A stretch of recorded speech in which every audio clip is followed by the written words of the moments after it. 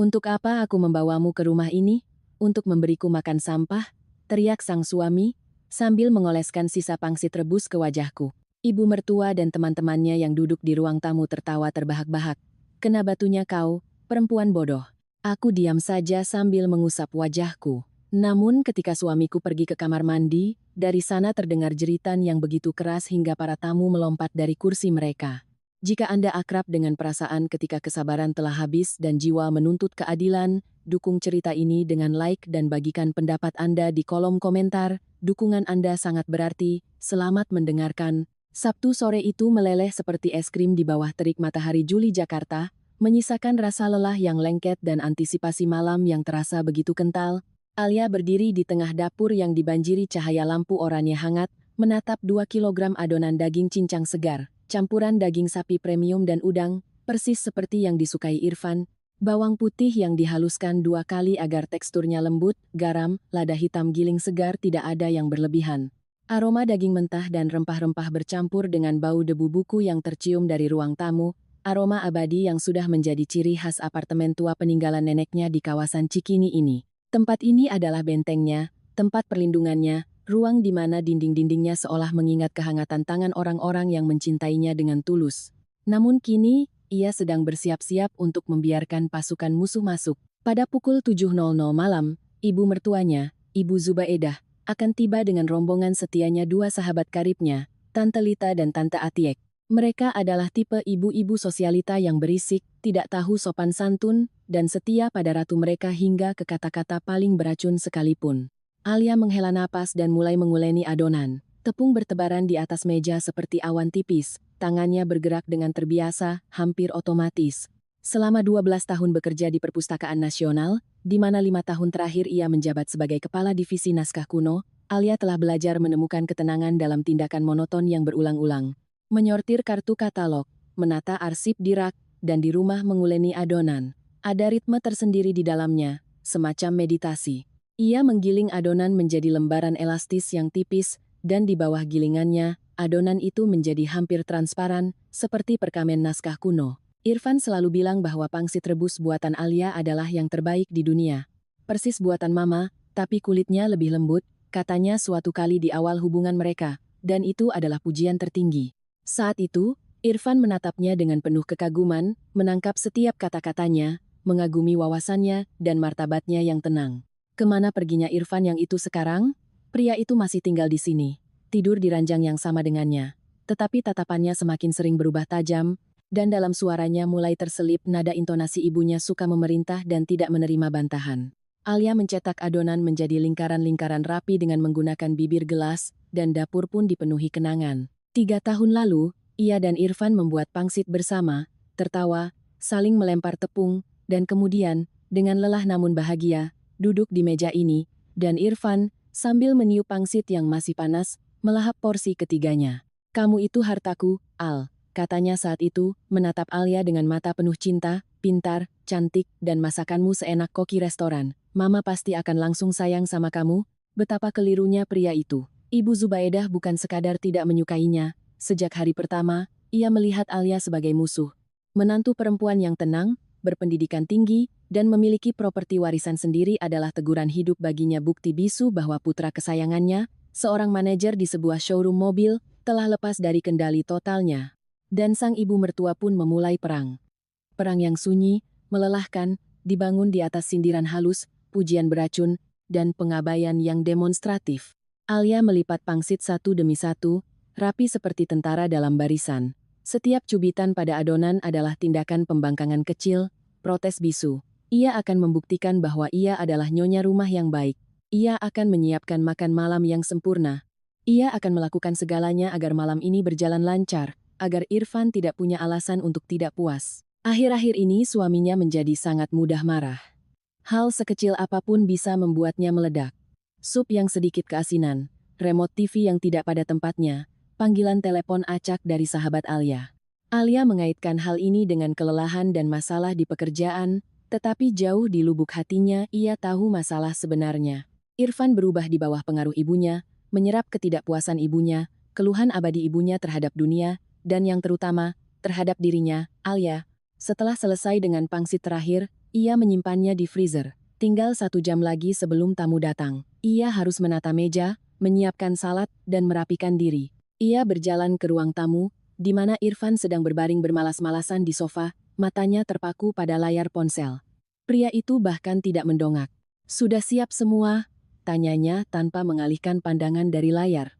Pangsitnya sudah dilipat, tinggal direbus dan menyelesaikan saladnya. "Awas, jangan sampai bikin malu. Mama sudah cerita ke semua orang betapa enaknya pangsit buatanmu." Tante Lita sama Tante Atiek sengaja datang jauh-jauh buat nyicipin. Tidak ada dukungan dalam suaranya, hanya peringatan bahkan hampir seperti ancaman. Alia diam saja. Apa yang bisa ia jawab? Ia masuk ke kamar mandi untuk berganti pakaian, menyalakan keran, dan suara air yang mengalir sejenak menenggelamkan pikiran-pikiran cemasnya. Ia menatap dirinya di cermin. Usia 32 tahun, mata yang lelah, garis-garis halus di sudut bibir. Kemana perginya gadis bercahaya yang dulu membuat Irfan jatuh cinta? Gadis itu tersesat di dalam labirin perubahan suasana hati suaminya dan manipulasi ibu mertuanya. Alia menghela napas panjang. Tidak, malam ini ia akan kuat. Ia akan menyambut mereka dengan senyuman, memberi mereka makan malam yang lezat, dan melewati ujian ini demi Irfan, demi rumah tangga mereka yang rapuh dan mulai retak. Ia belum tahu bahwa malam ini tidak hanya akan menjadi sekadar ujian, melainkan titik tanpa harapan, di mana setelahnya, hidupnya akan berubah selamanya. Bel pintu berbunyi tepat pukul 7.00 malam, melengking dan menuntut, seolah menjadi sinyal dimulainya operasi militer. Alia tersentak, merapikan taplak di atas meja yang sudah ditata sempurna. Ia melirik bayangannya untuk terakhir kali di kaca gelap lemari pajangan. Gaun biru sederhana, rambut disanggul rapi, riasan wajah minimalis. Tenang, terkendali, siap untuk bertahan. Irfan, mendengar bel itu, melompat ke lorong depan dengan kegembiraan seolah ia tidak melihat ibunya selama berabad-abad, padahal ibunya meneleponnya 5 kali sehari. "Mama, akhirnya sampai juga. Ayo masuk, tante-tante." Suara-suara di lorong depan terdengar seperti keributan di pasar burung. Keras, penuh percaya diri, mengisi seluruh ruang. Ibu Zubaedah adalah yang pertama berlayar ke ruang tamu. Dipenuhi perhiasan emas, cincin di setiap jari, anting-anting besar, dan kalung rantai tebal di lehernya. Bibir merah menyalanya terkatup dalam senyum merendahkan, sementara mata kecilnya yang tajam langsung memindai ruangan, mencari-cari kekurangan. Di belakangnya, seperti dayang-dayang, menyusul Tante Lita dan Tante Atiek, wanita dengan usia dan perawakan yang kurang lebih sama, mengenakan pakaian mencolok dengan motif kulit macan tutul. "Wah, halo, menantu," sapa Ibu Zubaedah, menyorongkan pipinya yang berbedak tebal, dan berbau parfum melati yang menyengat serta semprotan rambut untuk dicium. "Sambut tamumu." Alia tersenyum sopan, berusaha mengatur napasnya. "Selamat malam, Ibu. Tante Lita, Tante Atiek, silakan masuk, silakan duduk." "Duh, Alia sayang. Apartemenmu ini lumayan nyaman ya." Puji Tante Lita sambil mengusapkan jarinya yang bercincin besar ke permukaan meja kayu jati yang dipoles, memeriksanya secara demonstratif. "Cuma agak berdebu aja." "Itu bukan debu, itu sejarah," sela Tante Atiek sambil terkikik. "Apartemen warisan dengan karpet-karpet neneknya, pasti begitu, barang antik." Alia mengepalkan tangannya di bawah meja. Karpet itu memang milik neneknya. Karpet permadani Turki asli buatan tangan yang harganya lebih mahal dari seluruh perabotan di rumah wanita-wanita ini jika digabungkan. Tetapi menjelaskan hal itu kepada mereka sama saja dengan mengajar fisika kuantum kepada kucing. "Selera Tante Atiek bagus sekali," jawab Alia dengan suara datar. "Ini memang barang antik." Para wanita itu saling pandang, tidak tahu bagaimana harus bereaksi terhadap jawaban itu. Irfan, menyadari kecanggungan tersebut, buru-buru menyela. "Ma, ngapain masih berdiri? Ayo duduk. Alia sudah masak makan malam yang enak banget. Bikin lagi, deh." Para tamu duduk, tetapi terus mengamati. Pandangan mereka meluncur ke rak-rak buku, terpaku pada foto-foto berbingkai, dan menilai gorden jendela. Alia merasa seperti barang pameran di museum yang sedang dianalisis secara menyeluruh dan penuh kedengkian. "Banyak banget bukumu?" tanya Ibu Zubaedah dengan nada heran yang dibuat-buat. "Zaman sekarang siapa coba yang masih baca buku ginian? Mending kamu pasang gorden baru, yang ini warnanya sudah pudar." "Saya suka yang ini, Bu," jawab Alia tenang. "Bisa memasukkan banyak cahaya." Tepat saat itu, pandangannya jatuh pada suaminya.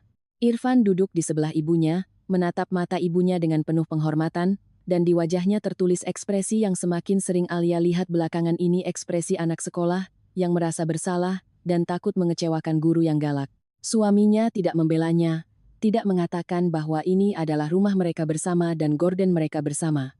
Ia diam saja, dan keheningan itu lebih nyaring dari kata-kata apapun. Rasa dingin menjalar dan membekukan hatinya. Tiba-tiba ia teringat kejadian kemarin dengan sangat jelas. Hari itu Jumat sore. Irfan pergi ke rumah temannya untuk membantu membongkar garasi, yang biasanya berarti hanya sekadar nongkrong dan minum-minum. Alia memutuskan untuk melakukan bersih-bersih besar-besaran.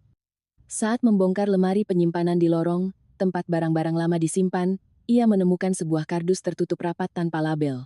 Rasa ingin tahu menguasainya. Di dalam, di bawah tumpukan sweater tua, ia menemukan sesuatu yang membuatnya terdiam keheranan. Di sana tergeletak beberapa bungkus popok dewasa dan sebotol salep khusus untuk ruam. Alia menatap penemuannya selama beberapa detik, tak percaya dengan apa yang dilihatnya. Irfan, suaminya yang kuat dan percaya diri, ia tidak pernah menyadari hal seperti ini pada suaminya. Namun tiba-tiba, detail-detail kecil dan sepele yang sebelumnya tidak ia pedulikan muncul kembali dalam ingatannya. Ketakutan suaminya yang panik jika harus menginap di rumah orang lain, penolakannya untuk pergi berlibur 2 hari ke villa di puncak menggunakan voucher hadiah, kebiasaannya yang aneh selalu tidur di pinggir ranjang, hampir menggantung ke lantai, dan ledakan kemarahannya yang tak bisa dijelaskan setiap kali Alia mencoba membicarakan topik yang terlalu pribadi. Semuanya tiba-tiba masuk akal. Itu adalah rahasianya, lukanya, penghinaannya yang ia sembunyikan dengan sangat hati-hati. Kemarin, saat itu, Alia merasakan gelombang rasa kasihan dan kelembutan yang tajam. Ia menutup kembali kardus itu dengan hati-hati dan mengembalikannya ke tempat semula, memutuskan bahwa ia tidak akan pernah menunjukkan bahwa ia tahu rahasia suaminya. Ia akan menjadi lebih perhatian, lebih sabar. Ia akan membantunya jika suatu hari pria itu berani terbuka. Namun kini, melihat wajah suaminya yang menjilat, melihat bagaimana pria itu membiarkan ibunya dan teman-teman ibunya merendahkan dirinya di rumahnya sendiri, rasa kasihan itu mulai menguap, digantikan oleh perasaan lain. Kemarahan yang dingin, mendengung, seperti senar yang ditarik kencang. Nah, kita sudah duduk. Ibu Zubaedah memecah kesunyian. Bawa ke sini pangsit kebanggaanmu itu, menantu. Kita lihat, apa pantas ditunggu selama ini. Alia bangkit tanpa sepatah kata pun dan pergi ke dapur. Punggungnya tegak lurus. Ia merasakan tatapan keempat orang itu tertuju padanya. Irfan, ibunya, dan teman-temannya. Mereka menunggu pertunjukan, menunggu kegagalannya. Alia mengeluarkan nampan berisi pangsit dari freezer, rapi dan putih seperti mutiara. Ia mendidihkan air, menambahkan daun salam dan merica utuh. Aromanya memenuhi dapur. Ia bertindak seperti robot, tetapi di kepalanya hanya ada satu pikiran yang terus berdenyut. Dia tahu mereka akan bersikap seperti ini. Dia membawa mereka ke sini untuk melihat bagaimana mereka akan menghancurkanku, dan dia membiarkannya.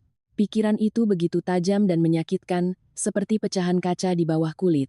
Alia menatap pangsit di atas piring saji yang besar, menghiasinya dengan taburan daun bawang, seledri, dan kuah kaldu kental di sampingnya. Terlihat sempurna dari luar, namun apa yang ada di dalam dirinya, tak ada yang peduli. Alia mengangkat piring itu dan dengan perlahan, berusaha agar tidak tumpah, membawanya ke ruang tamu. Pertunjukan dimulai. Ketika Alia masuk ke ruang tamu dengan piring besar yang mengepul, di mana tumpukan pangsit berdiri dengan bangga dihiasi sayuran hijau segar, sejenak suasana menjadi hening. Bahkan Ibu Zubaedah dan teman-temannya terdiam, menatap karya seni kuliner itu dengan rasa ingin tahu yang tak disembunyikan. Pangsit-pangsit itu berukuran seragam, kecil, rapi, dengan kulit tipis yang hampir transparan, memperlihatkan isian daging yang berair di baliknya.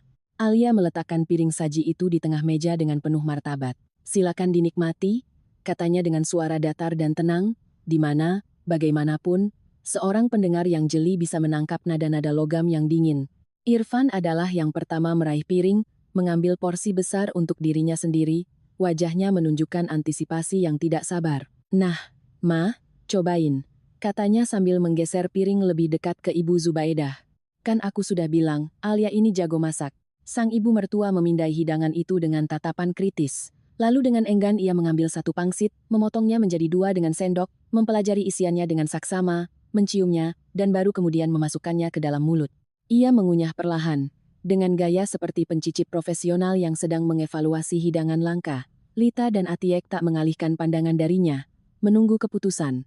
Ya, lumayan, bisa dimakan. Akhirnya ia menjatuhkan vonis, sambil mengerutkan bibir. Kulitnya, tentu saja, ketipisan. Pangsit yang benar itu kulitnya harus agak tebal, supaya kaldunya tidak bocor. Kalau begini hancur semua. Alia diam saja, meskipun ia tahu ketebalan adonannya sudah sempurna, elastis, dan kuat, tidak ada satupun pangsit yang hancur saat direbus. Kalau aku sih suka, selatan telita, yang sudah melahap pangsit kelima atau keenamnya. Juicy banget loh, Jeng Zubaedah, kamu ini cuma cari-cari kesalahan saja.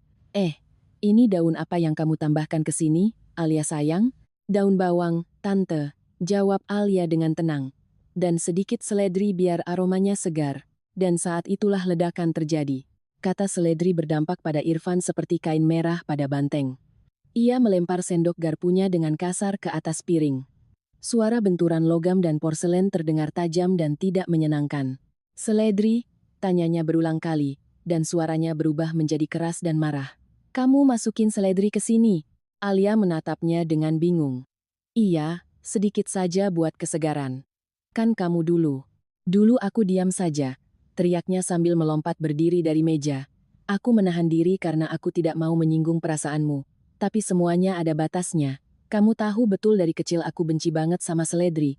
Mamaku ia menunjuk dengan gaya teatrikal ke arah Ibu Zubaedah, yang langsung memasang wajah menderita, tidak pernah memasukkan seledri ke makananku. Dia tahu anak kesayangannya tidak suka itu. Alia membeku, mencoba mengingat-ingat. Benarkah suaminya pernah bilang benci seledri? Potongan-potongan percakapan yang samar muncul di ingatannya, tapi ia yakin suaminya tidak pernah mengatakan hal seperti itu. Sebaliknya, beberapa kali Irfan pernah memuji kuah bakso buatannya, di mana seledrinya cukup banyak. Van, aku nggak ingat kamu pernah bilang begitu, ucapnya pelan, merasakan darah mengalir turun dari wajahnya. Nggak ingat. Irfan menyeringai sinis. Tentu saja kamu tidak ingat. Yang kamu pedulikan cuma buku-buku berdebumu itu. Kamu itu pernah dengar nggak sih kalau aku lagi ngomong sama kamu? Atau kamu cuma mikirin novel dan puisi-puisimu itu? Ibu Zubaedah segera mengambil alih bendera serangan. Kan mama sudah bilang, nak, ratapnya, berbicara kepada teman-temannya. Dia tidak peduli padamu. Dia tidak menghargaimu. Istri yang benar itu tahu setiap kebiasaan suaminya, sampai ke hal yang paling kecil. Lah ini apa? Cuma mau pamer kalau dia itu orang intelek. Betul itu? Sahut Tante Atiek, mendorong piringnya menjauh. Laki-laki itu harus dihormati. Seleranya itu hukum. Kalau dia tidak suka seledri, berarti seledri tidak boleh ada di rumah ini. Alia duduk tertegun oleh serangan mendadak yang terkoordinasi ini. Ia menatap wajah suaminya yang memerah karena marah, wajah ibu mertuanya yang penuh kemenangan, dan wajah teman-temannya yang menunjukkan simpati yang menghakimi, dan ia mengerti, ini bukan kebetulan. Ini adalah sebuah pertunjukan yang sudah direncanakan dan dilatih sebelumnya. Alasannya bukan karena seledri, alasannya adalah dirinya. Mereka butuh alasan untuk merendahkannya, untuk menempatkannya pada posisinya, dan mereka menemukannya. Aku bisa buatkan porsi baru tanpa seledri untukmu, gumam Alia, melakukan usaha putus asa terakhir untuk menyelamatkan malam itu, untuk menyelamatkan sisa-sisa hubungan mereka. Cuma butuh 10 menit. Irfan menatapnya dengan rasa jijik yang membuat Alia sesak napas. Nggak perlu sok baik, potongnya tajam. Aku nggak sudi makan makanan yang kamu masak tanpa menghargaiku. Kamu sudah merusak seluruh malam ini, perayaan yang ingin kubuat untuk Mama. Irfan mengatakannya seolah-olah dirinya lah bukan Alia yang menghabiskan setengah hari di dapur, berusaha menyenangkan dirinya dan ibunya. Seolah-olah dirinya lah bukan Alia yang saat ini duduk di bawah tembakan silang tuduhan yang tak beralasan. Alia menundukkan pandangannya, menatap piringnya sendiri. Ada benjolan di tenggorokannya dan telinganya berdenging. Ia merasakan dunianya runtuh, benteng kecil yang telah ia bangun dengan susah payah ini hancur. Dan yang paling mengerikan adalah, orang yang menghancurkannya adalah orang yang sama yang demi dirinya ia bangun semua ini. Konflik yang telah lama membara di bawah permukaan kehidupan rumah tangga mereka akhirnya meletus, dan apinya begitu membakar dan tanpa ampun. Suasana di ruangan itu menebal hingga terasa bisa dipotong dengan pisau. Irfan, yang tersulut oleh kemarahannya sendiri dan dukungan diam-diam dari ibunya, terus menyerang. Ia berjalan mengelilingi meja, seperti predator yang menyudutkan mangsanya, dan setiap kata yang diucapkannya penuh dengan racun. 3 tahun, teriaknya sambil melambaikan tangan. 3 tahun aku hidup sama kamu, dan sampai sekarang kamu tidak tahu hal-hal dasar. Apa yang aku suka, apa yang aku benci. Kamu memang gak peduli. Kamu hidup di dunia khayalanmu sendiri dengan buku-buku berdebumu itu dan berpikir kalau kamu itu begitu pintar, jadi kamu bebas berbuat apa saja. Ibu Zubaidah mengangguk setuju, menuangkan bensin ke dalam api. betul sayang. Kasih tahu dia semuanya, mungkin dengan begitu dia baru mengerti. Mama dari hari pertama sudah lihat kalau dia itu bukan jodohmu. Dingin, sombong, seperti orang-orang intelek itu. Dipikirnya kalau kerja di perpustakaan, dia yang paling pintar. Padahal aslinya, bikin telur dadar saja pasti gosong. Aku jago masak. Alia tidak tahan lagi, mengangkat wajahnya. Suaranya bergetar, tetapi ia berusaha berbicara dengan tegas. Dan kamu, Irfan, kamu selalu memuji masakanku? Sampai hari ini aku memujinya karena aku kasihan padamu. Balas Irfan menangkis. Kupikir, ya sudahlah, orang sudah berusaha, biarpun hasilnya berantakan, ngapain harus dibikin sakit hati? Padahal harusnya dari awal aku bilang kalau masakanmu itu racun. Tante Lita dan Tante Atiek saling berpandangan dengan simpati yang dibuat-buat. Kasihan sekali Na Irfan, desah Tante Lita. Menderita banget, kasihan. Padahal kami kira keluarga kalian itu keluarga ideal. Mana ada ideal, sahut Tante Atiek. Kalau istri tidak bisa merasakan apa maunya suami, itu bukan keluarga namanya, cuma status doang. Alia memindahkan pandangannya dari satu orang ke orang lain. Wajah mereka, yang mengilap karena makanan berlemak dan rasa puas diri, membuat Alia merasa mual. Ia menatap suaminya, berusaha mencari setetes saja kelembutan masa lalu di matanya, sekadar isyarat keraguan, namun yang ada di sana hanyalah kemarahan dingin yang terasa asing. Van, tolong hentikan sirkus ini, pintanya, hampir memohon. Ini ada tamu, ada ibumu. Memangnya kenapa kalau ada mama? Sela Irfan. Justru biar mama lihat, sama siapa aku menikah. Dulu dia sudah memperingatkanku. Dia bilang, nak, dia bukan dari kalangan kita. Dia tidak akan memahamimu. Tapi aku yang bodoh tidak mau dengar. Kupikir karena cinta, semuanya bakal beres. Irfan menyambar botol anggur mahal yang sengaja dibawa Ibu Zubaedah, menuangkannya ke dalam gelas, dan menenggaknya dalam sekali teguk. Demi cinta, teriaknya, lalu menggebrakkan gelas kosong itu ke atas meja dengan keras. Alia merasakan air mata pertama menetes di pipinya. Ia segera mengusapnya, berharap tidak ada yang menyadari. Tetapi Ibu Zubaedah melihat semuanya. Tuh kan, mulai deh nangisnya, ucapnya dengan nada mencibir. Ada apa-apa sedikit, langsung nangis, manipulatif, cuma cari belas kasihan. Irfan, jangan luluh. Jadilah laki-laki sejati.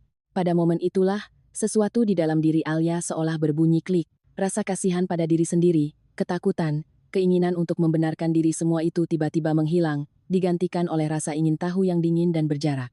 Ia menatap orang-orang ini layaknya seorang ahli entomologi yang sedang mengamati koleksi serangga cacat.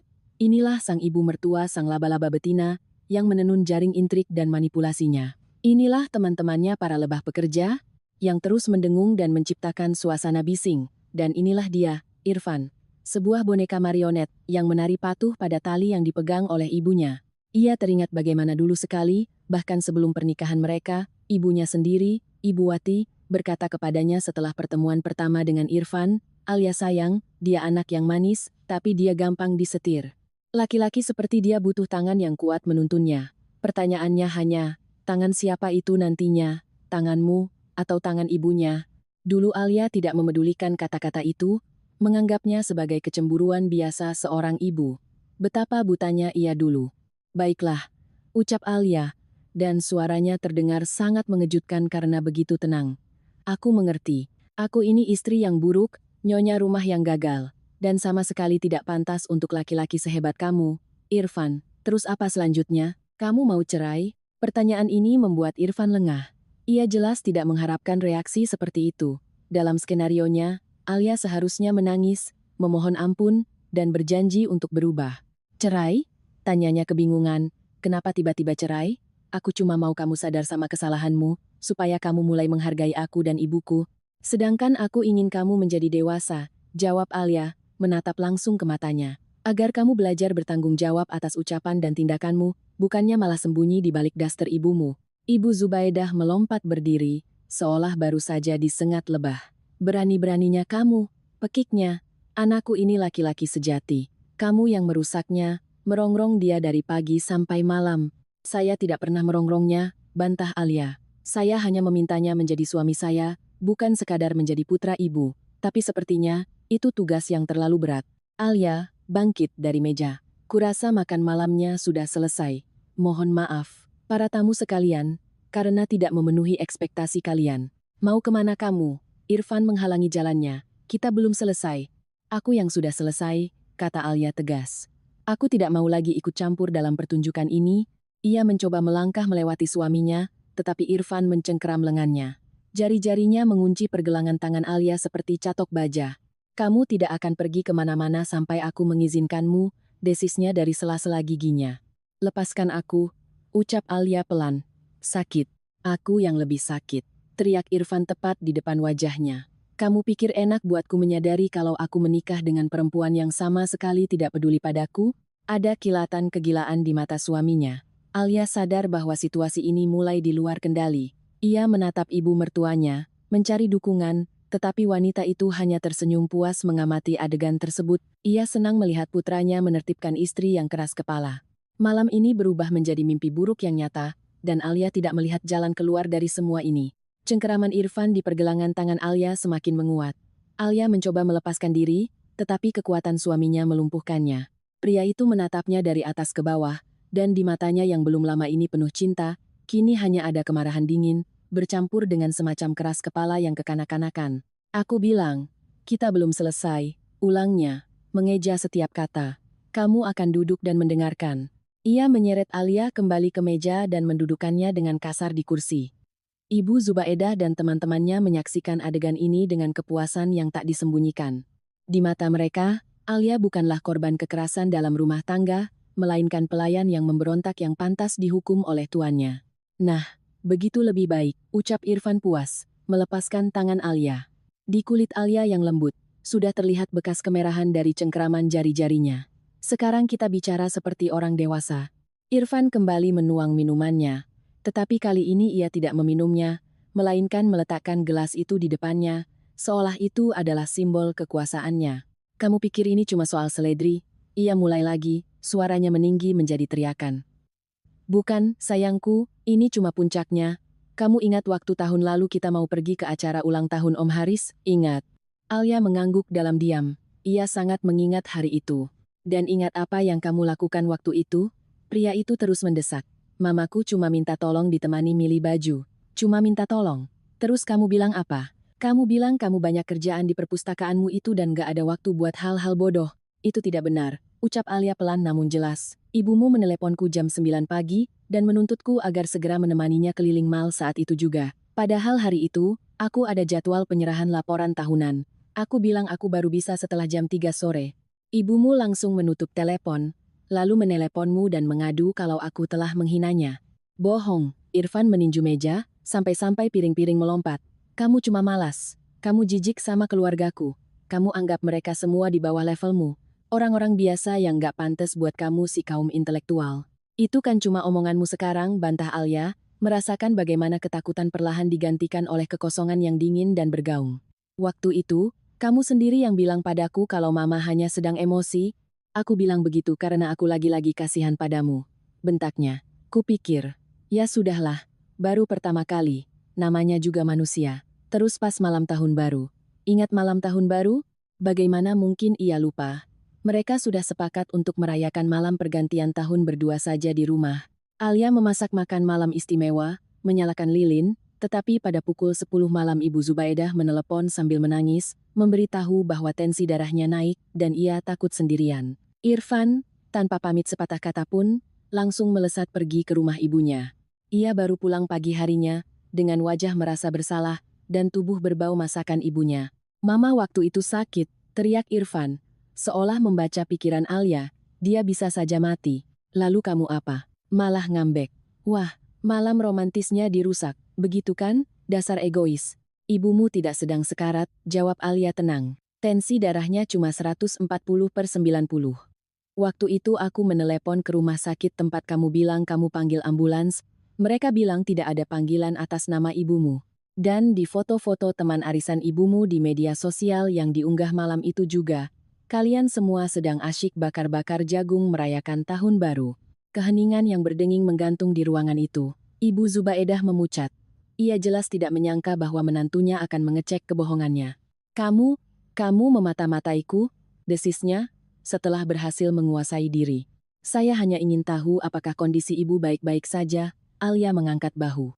Karena suami saya tidak merasa perlu memberitahu saya. Irfan tampak kebingungan. Ia jelas melupakan detail ini, tetapi dengan cepat mencari alasan. Mama nggak mau bikin kamu khawatir, semburnya.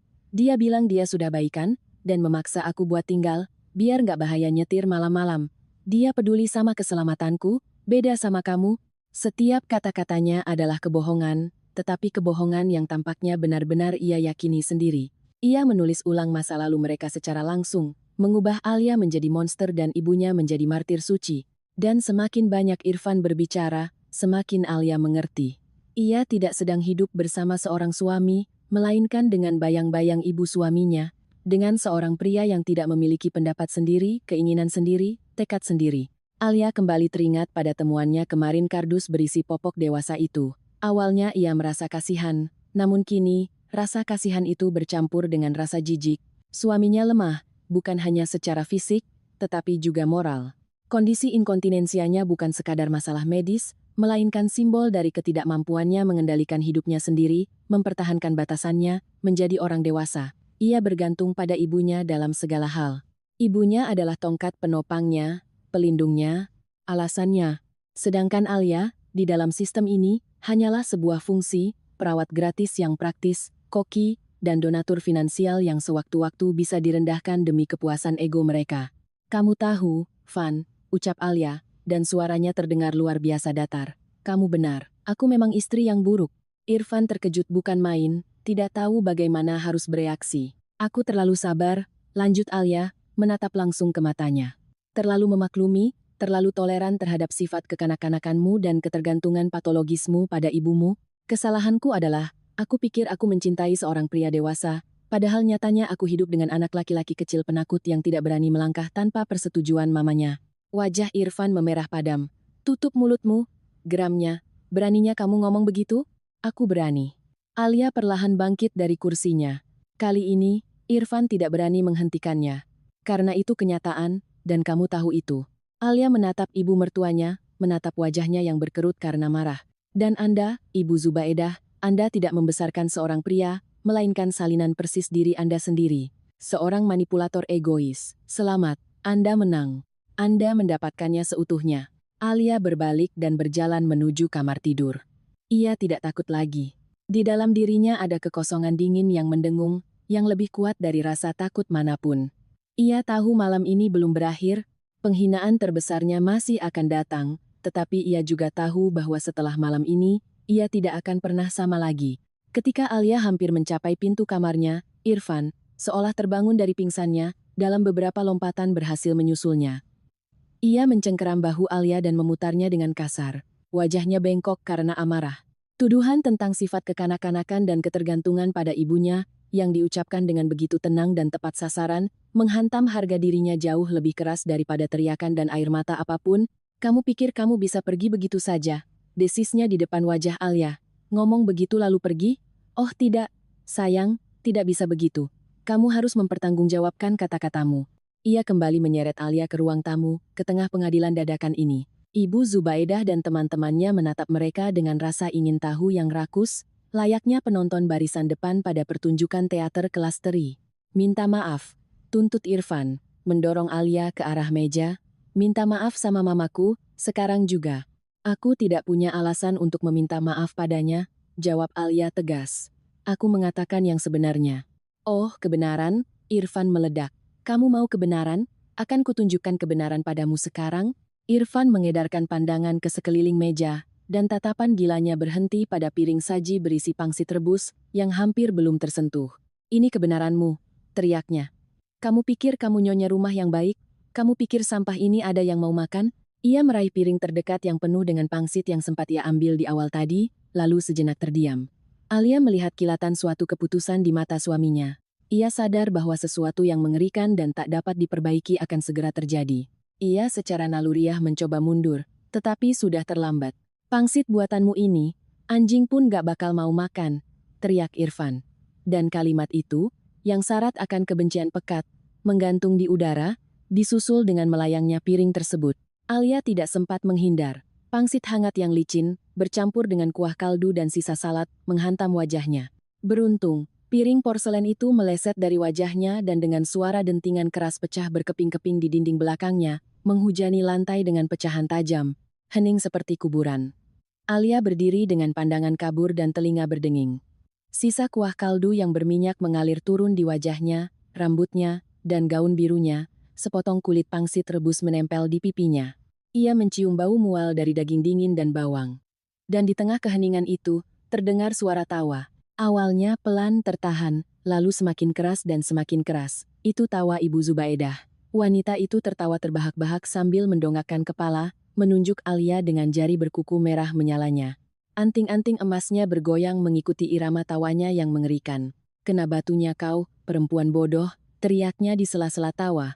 Rasakan itu, teman-temannya, Tante Lita dan Tante Atiek, segera ikut bergabung dalam kegembiraan itu. Mereka tertawa sambil menutupi mulut dengan telapak tangan. Tubuh mereka berguncang dalam konvulsi tanpa suara. Mereka menikmati penghinaan yang dialami Alia, mabuk di dalamnya.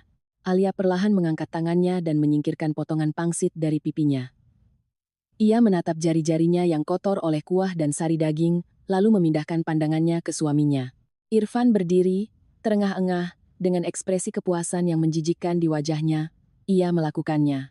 Ia telah melewati batas terakhir, di mana di baliknya tidak ada lagi apa-apa, tidak ada cinta, tidak ada rasa hormat, bahkan tidak ada perlakuan manusiawi yang sederhana. Ia telah menghancurkan Alia, menghancurkannya secara publik di depan ibunya dan teman-teman ibunya. Ia menjadikan Alia bahan tertawaan. "Untuk apa aku membawamu ke rumah ini?" teriak Irfan, melangkah maju mendekatinya. "Cuma buat ngasih aku makan sampah?" Dan Irfan, karena tidak menemukan piring lagi, meraup segenggam pangsit langsung dari piring saji utama, dan dengan kasar mengoleskannya ke wajah Alia, ke rambutnya, ke lehernya. "Nih, makan sendiri masakanmu ini. Biar kamu belajar cara masak yang benar." Ibu Zubaedah bertepuk tangan. "Pintar, anakku. Begitu baru laki-laki. Memang sudah dari dulu dia harus ditertibkan." Alia tidak melawan. Ia berdiri tak bergerak layaknya patung, membiarkan suaminya melakukan apapun yang ia mau padanya. Di dalam dirinya, segalanya telah mati. Ia tidak merasakan sakit maupun rasa tersinggung. Hanya kekosongan es yang menelan segalanya. Ia menatap melewati suaminya, melewati wajah-wajah tertawa yang terdistorsi oleh kedengkian itu. Tatapannya tertuju pada kehampaan. Alia diam-diam menyeka wajahnya dengan punggung tangan. Sisa kaldu menetes dari rambutnya ke lantai. Ia melihat bagaimana noda minyak menyebar di atas karpet permadani Turki warisan neneknya yang mahal. Dan detail rumah tangga yang sepele ini entah mengapa bergema dalam dirinya dengan rasa sakit yang jauh lebih besar daripada hal lainnya. Mereka bukan hanya menajiskannya, mereka menajiskan rumahnya, kenangannya, dunianya. Irfan, puas dengan efek yang ditimbulkannya, melangkah menjauh dari Alia dan menjatuhkan diri di sofa. "Gimana, enak kan?" tanyanya, menoleh pada ibunya.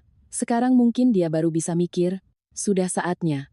Ibu Zubaedah mengangguk sambil mengusap air mata tawanya. Mereka kembali makan dan minum seolah-olah tidak terjadi apa-apa. Seolah-olah beberapa menit yang lalu mereka tidak berpartisipasi dalam tindakan penghinaan yang mengerikan. Bagi mereka, ini adalah hal normal, sebuah hiburan. Alia masih berdiri di tengah ruangan. Ia perlahan menyapu pandangan ke semua orang yang hadir, dan pada momen itu, ia sadar bahwa ia tidak lagi melihat mereka sebagai manusia. Ia melihat sekawanan predator yang menyerang makhluk yang lemah dan mencabik-cabiknya. Namun ia menyadari satu hal lagi. Ia bukan lagi pihak yang lemah. Apa yang mereka lakukan tidak menghancurkannya. Hal itu hanya membunuh harapan terakhirnya, ilusi terakhirnya, butiran cinta terakhirnya pada pria itu. Dan di atas abu sisa pembakaran ini, lahirlah sesuatu yang baru, sesuatu yang keras, dingin, dan sangat-sangat berbahaya. Irfan, setelah menenggak segelas minuman lagi, berdehem dan bangkit dari sofa. "Aku ke belakang dulu," katanya sambil mengusap tangan. "Mau cuci muka." Pria itu berjalan menuju lorong yang mengarah ke kamar mandi dan kloset, dan Alia tahu, waktunya telah tiba. Ia diam-diam menatap punggung suaminya. Dan ketika suaminya masuk ke kamar kecil, dari sana terdengar jeritan yang begitu keras hingga para tamu melompat dari kursi mereka. Jeritan yang terdengar dari arah kamar kecil itu tidak seperti apapun yang pernah Alia dengar. Itu bukanlah teriakan kesakitan atau ketakutan. Itu adalah raungan seekor binatang buas yang terluka dan terhina. Campuran antara kemarahan, keputusasaan, dan ketidakberdayaan. Ibu Zubaedah dan teman-temannya terlonjak, menjatuhkan sendok garpu mereka. Pesta yang meriah itu seketika terhenti. "Irfan, ada apa, nak?"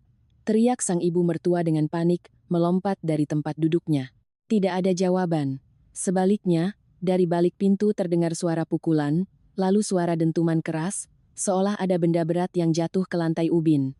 Para wanita itu saling berpandangan panik. Jangan-jangan dia sakit? Tebak Tante Lita sambil mengusap dada. Serangan jantung? Mungkin.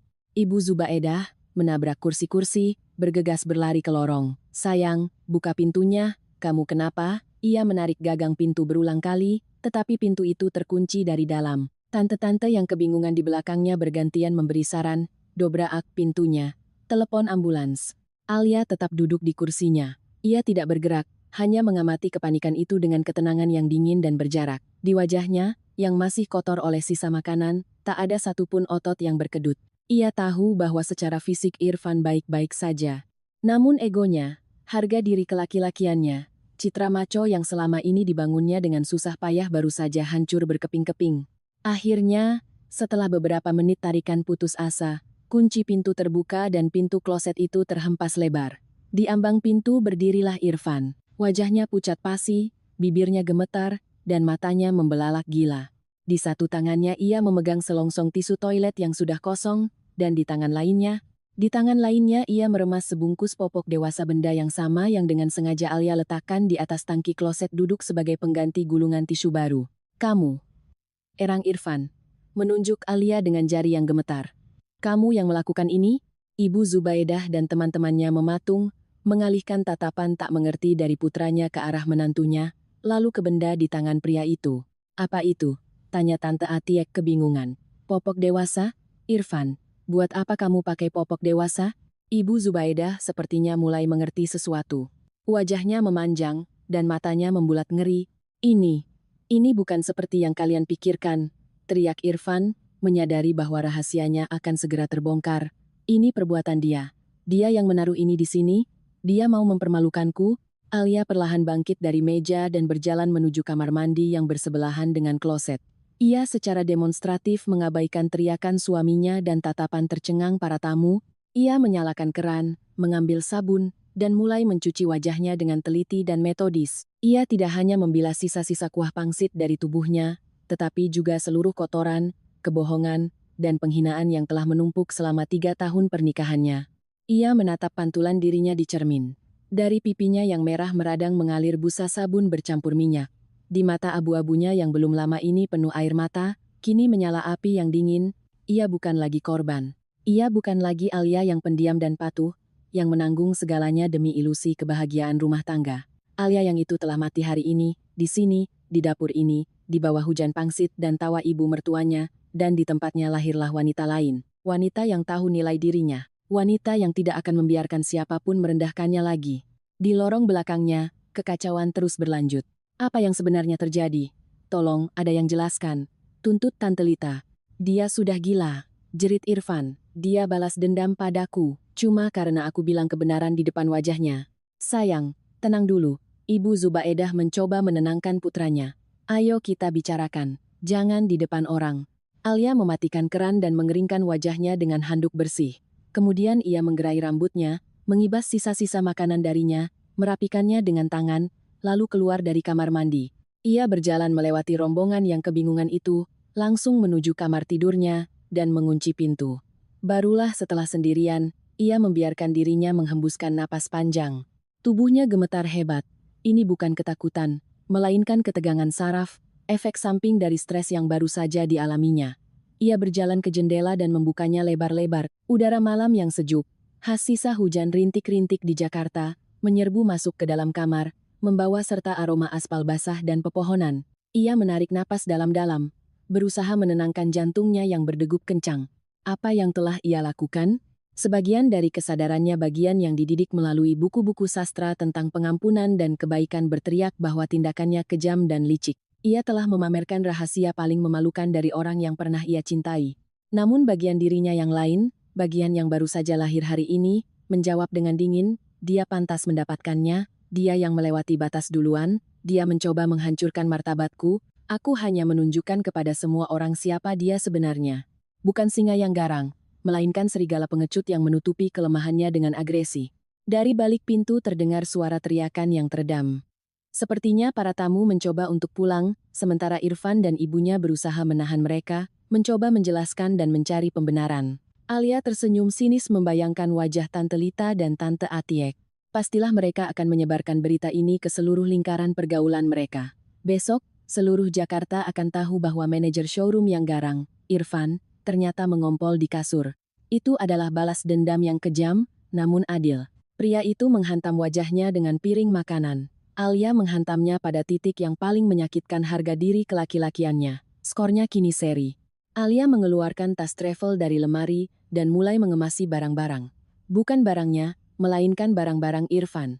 Secara metodis ia melipat kemeja, celana, kaus kaki, pakaian dalamnya semua yang mengingatkan pada pria itu, semua yang membawa aromanya, kehadirannya. Ia bekerja cepat dan fokus layaknya seorang ahli bedah di tengah operasi yang rumit. Ia memotong pria itu dari hidupnya, mengamputasinya tanpa penyesalan.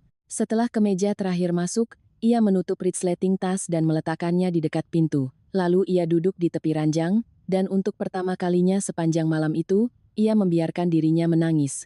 Namun itu bukanlah air mata kesedihan atau mengasihani diri sendiri.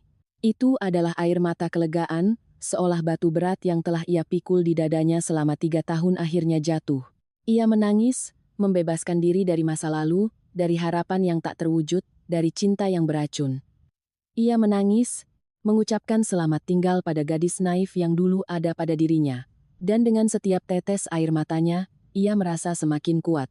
Air matanya mengering secepat ia datang, meninggalkan jejak asin di pipinya, dan perasaan pembaruan yang aneh. Alia bangkit dari tempat tidur, berjalan ke cermin, dan menatap dirinya. Ia menyukai pantulan itu. Wajah yang memerah, berkilau karena air mata, tetapi dengan tatapan mata yang tegas, dan rambut yang sedikit berantakan. Ia terlihat hidup, nyata, bukan lagi bayangan pucat dan lelah seperti bulan-bulan terakhir ini. Ia tahu apa yang harus ia lakukan selanjutnya. Tidak ada lagi kompromi, tidak ada lagi usaha untuk mengerti dan memaafkan. Tahap itu sudah berlalu. Tiba saatnya untuk bertindak. Ia mengambil ponselnya. Tangannya tidak lagi bergetar. Hal pertama yang ia lakukan adalah mencari nomor kontak ibunya, Ibu Wati. Mereka jarang menelepon satu sama lain. Ibunya tinggal di Bandung dan bukan tipe yang suka ikut campur urusan anak.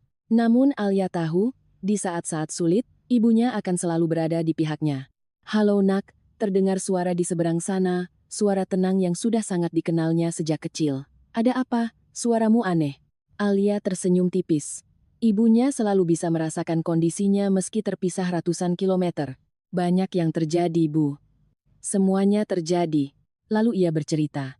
Ia menceritakan semuanya tanpa menutupi atau melembutkan keadaan. Tentang omelan ibu mertuanya yang tak ada habisnya, tentang perubahan perilaku Irfan, tentang malam ini, tentang pangsit yang dioleskan ke wajahnya, tentang tawa tamu-tamu, dan tentang aksi balas dendamnya mengenai popok dewasa yang diekspos ke publik.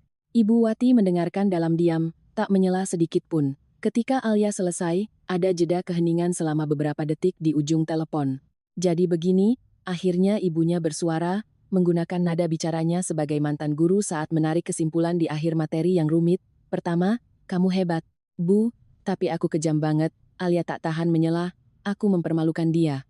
"Dia yang mempermalukanmu duluan," potong Ibu Wati tegas. "Dia membiarkan ibunya dan teman-teman ibunya menindasmu di rumahmu sendiri. Dia mengangkat tangannya ke arahmu, biarpun pakai piring. Kamu hanya membela diri. Ya, senjatamu memang tidak biasa, tapi efektif. Kedua, segera letakkan barang-barangnya di luar pintu." "Sudah kukemas, Bu." "Bagus. Suruh dia ambil kunci-kuncinya. Besok ganti semua kunci pintu. Apartemen itu milikmu, warisan nenekmu. Dia tidak punya hak sedikit pun atas tempat itu." Dan ketiga, yang paling penting, suara ibunya menjadi lebih lembut, "Jangan salahkan dirimu. Kamu sudah menahan diri terlalu lama. Malaikat manapun kalau ada di posisimu pasti sudah berubah jadi iblis yang mengamuk. Kamu hanya mengembalikan harga dirimu sendiri." Kata-kata ibunya terasa seperti obat penawar luka di jiwanya. Alia merasakan beban terakhirnya jatuh dari bahunya rasa bersalah. "Terima kasih, Bu. Aku nggak tahu harus telepon siapa lagi." "Selalu telepon Ibu," kata Ibu Wati tegas. "Ibu akan cari tiket kereta paling pagi besok dan datang ke Jakarta. Ibu temani kamu sampai semuanya reda." "Nggak usah, Bu. Aku bisa urus sendiri." "Ibu tidak sedang minta izin," nada baja kembali muncul di suara sang ibu. "Ibu kasih tahu kamu faktanya. Tunggu ibu besok. Sambungan diputus. Alia meletakkan ponselnya dan merasakan energi baru mengalir di tubuhnya. Ia tidak sendirian. Ia punya dukungan, dan itu mengubah segalanya. Ia keluar dari kamar tidur. Ruang tamu hancur berantakan. Pecahan piring berserakan di lantai. Meja penuh dengan piring kotor. Di atas karpet permadani Turki terdapat noda minyak dari kaldu pangsit. Tamu-tamu sudah tidak ada. Sepertinya mereka kabur setelah rahasia itu terbongkar. Di ruangan itu hanya tersisa Irfan dan ibunya. Ibu Zubaedah duduk di sofa, memeluk bahu putranya. Irfan duduk dengan kepala tertunduk di atas tangan, dan bahunya bergetar pelan. Ia menangis, tanpa suara, layaknya pria. Tetapi justru membuatnya terlihat lebih menyedihkan. Melihat Alia, ibu mertuanya langsung melompat berdiri. Lihat apa yang kamu lakukan. Dasar ular liar. Desisnya. Kamu menghancurkan hidupnya. Saya, Alia mengangkat sebelah alisnya dengan heran. Menurut saya, Andalah, Ibu Zubaedah, yang menghancurkan hidupnya seumur hidup. Saya hanya membantu dia melihat hasil kerja keras Anda. Alia berjalan melewati mereka menuju dapur, mengambil sapu dan pengki, lalu mulai menyapu pecahan piring dengan tenang. Pergilah, katanya tanpa menoleh. Kami tidak akan pergi kemana-mana. Teriak Ibu Zubaedah. Ini juga rumah putraku. Bukan. Alia menegakkan tubuhnya dan menatap lurus ke mata wanita itu. Ini rumahku, dan aku minta kalian keluar dari sini. Kamu juga, Irfan. Barang-barangmu sudah aku kemas, ada di kamar depan pintu. Irfan mengangkat wajahnya yang merah dan berlinang air mata. Di matanya bukan kemarahan yang terlihat, melainkan kebingungan dan semacam rasa tersinggung anak kecil. Al, tega-teganya kamu, bisiknya. Padahal aku percaya sama kamu. Dan aku juga tadinya percaya sama kamu, jawab Alia tak kalah pelan. Aku percaya padamu waktu aku menikah denganmu. Kupikir kamu bakal jadi sandaran dan pelindungku, tapi ternyata kamu seorang pengkhianat. Ia kembali melanjutkan bersih-bersihnya.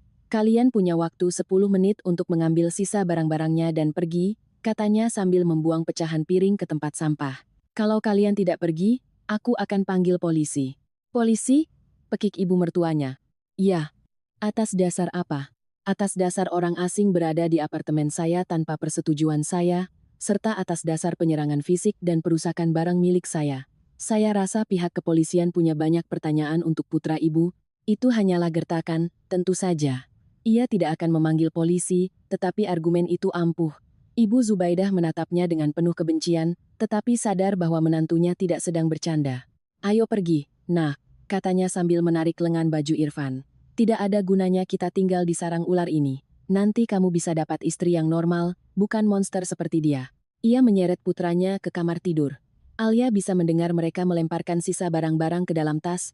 Beberapa menit kemudian, mereka keluar ke lorong sambil menyeret 2 tas besar. Irfan berhenti di ambang pintu. Aku nggak bakal diam saja masalah ini, ancamnya, tetapi suaranya terdengar tidak yakin.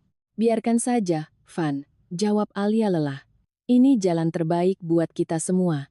Taruh kuncinya di atas meja laci. Irfan merogoh saku, mengeluarkan untayan kunci, dan melemparnya ke atas laci di dekat pintu. Kamu bakal menyesal. Serapah Ibu Zubaedah sebelum pergi. Tidak, jawab Alia sambil menutup pintu di belakang mereka. Bukan aku yang akan menyesal. Ia mengunci pintu, memutarnya 2 kali, dan menyandarkan dahinya pada pintu kayu yang dingin. Selesai. Semuanya telah berakhir.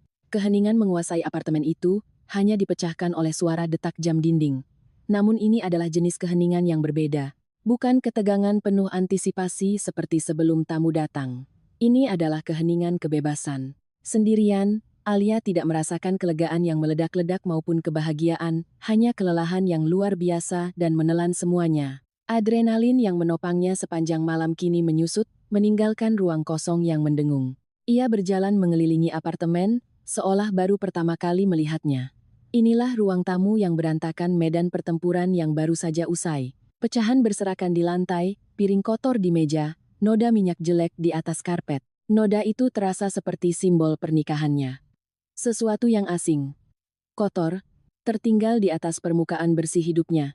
Ia tidak langsung membereskannya. Tidak ada tenaga maupun keinginan. Sebagai gantinya, ia pergi ke kamar tidurnya, di mana aroma Irfan masih tertinggal, dan membuka jendela. Lalu ia mengeluarkan spray bersih dari lemari yang baru dicuci, disetrika rapi, dengan aroma khas lavender, dan mulai mengganti spray kasurnya. Tindakan mekanis sederhana ini membantunya mengumpulkan pikiran. Ia merobek spray lama tempat mereka pernah tidur bersama. Ada semacam ritual pembersihan di dalamnya. Ia membuang kehadiran pria itu, jejak pria itu, ingatan tentang pria itu. Setelah kasur kembali rapi, Alia berbaring dan menatap langit-langit. Pikirannya berdengung dengan potongan-potongan kalimat, gambaran-gambaran malam itu. Tawa ibu mertuanya, wajah Irfan yang terdistorsi amarah, rasa lengket kuah pangsit hangat di pipinya, dan jeritan pria itu dari kamar mandi. Jeritan itu adalah klimaksnya, titik di mana segalanya menjadi jelas. Ia sadar ia tidak akan bisa memaafkan bukan sekadar perbuatannya yang menghina dan menjijikkan itu, melainkan apa yang mendasari perbuatan itu, kelemahannya, kepengecutannya, ketidakmampuannya menjadi seorang laki-laki dewasa. Ia teringat bagaimana dulu ia jatuh cinta pada pria ini. Dulu Irfan tampak begitu bisa diandalkan, ceria, dan santai. Ia merayu Alia dengan indah, memberinya bunga, membacakan puisi dari buku-buku Pramoedia yang disukai Alia. Kemana perginya semua itu? Kapan pria itu berubah menjadi tiran pemarah yang penuh kompleks rendah diri ini? Atau memang selalu begitu, dan Alia saja yang tidak mau melihatnya karena dibutakan oleh cinta? Ia mengambil ponselnya dan membuka galeri foto. Foto-foto pernikahan mereka. Di sana mereka berdiri bahagia, berpelukan. Irfan memutarnya dalam tarian. Mereka memotong kue. Di semua foto Irfan tersenyum, tetapi kini, saat diperhatikan lebih dekat, Alia melihat sesuatu yang tegang, tidak tulus dalam senyumannya. Dan di hampir setiap foto, entah di latar belakang, bayangan ibunya Ibu Zubaidah selalu ada, dengan senyum merendahkan yang abadi. Wanita itu selalu ada di sana.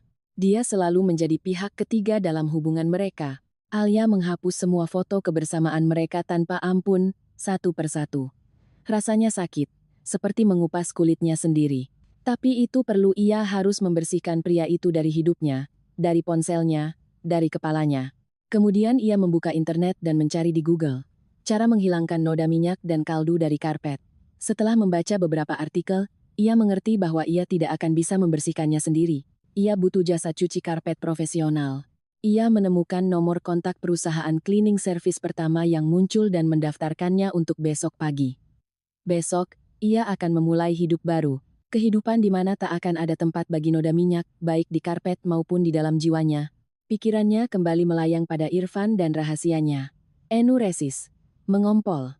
Ia tahu itu adalah masalah psikologis yang serius, seringkali bermula sejak masa kanak-kanak. Sangat mungkin ibunya yang otoriter dan terlalu overprotektif memainkan peran besar dalam hal ini. Daripada membantu putranya dan membawanya ke dokter, ibunya kemungkinan besar malah mempermalukannya, memperparah rasa bersalah dan rendah dirinya. Dan pria itu tumbuh dengan rahasia tersebut, dengan ketakutan akan terbongkar yang meracuni hidupnya, dan meluapkan agresinya pada orang yang lebih lemah pada istrinya. Rasa kasihan kembali bergerak di jiwanya, namun Alia segera meredamnya. Rasa kasihan adalah hal yang menahannya dalam pernikahan ini selama 3 tahun. Rasa kasihan adalah hal yang menghalanginya melihat kebenaran. Cukup. Dia sudah pria dewasa. Biarkan dia mengurus masalahnya sendiri dan menghadapi ibunya sendiri.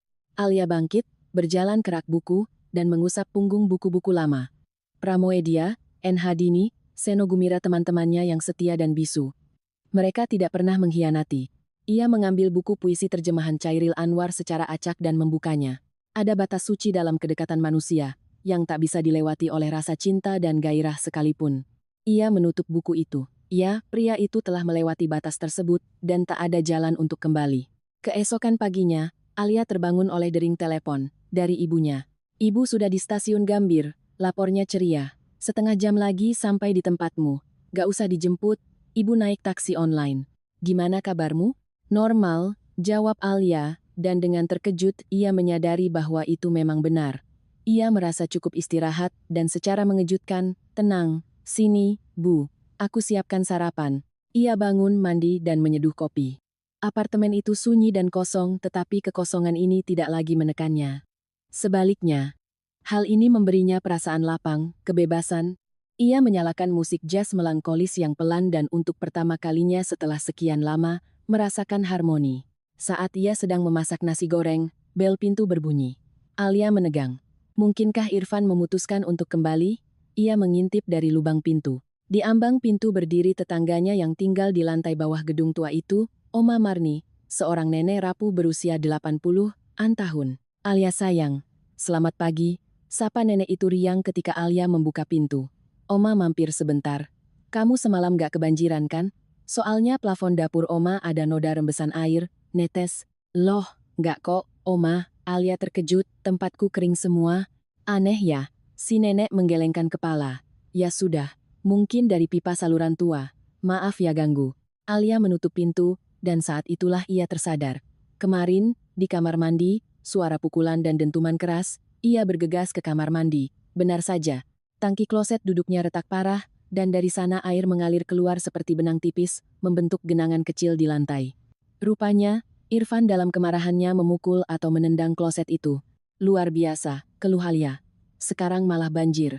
Ia mencari baskom di gudang, meletakkannya di bawah tetesan air, dan mulai mengepel lantai. Inilah dia hadiah perpisahan dari suami tercinta tagihan perbaikan atap tetangga lantai bawah. Alia tersenyum sinis. Tidak apa-apa. Yang ini pun bisa aku urus.